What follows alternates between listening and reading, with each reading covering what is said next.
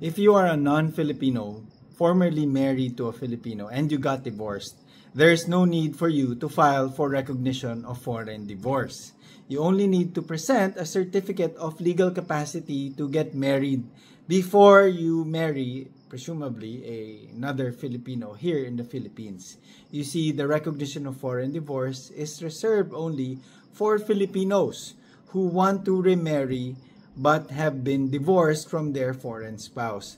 But if you're legally capacitated to get married, if your national law allows you to get married and recognizes your divorce and treats you as a single person, that you are unmarried and you are capacitated to remarry, then there is no need to go through the expense and the difficulty and the length of time in filing for a foreign divorce. So that's good news for you, and you're welcome.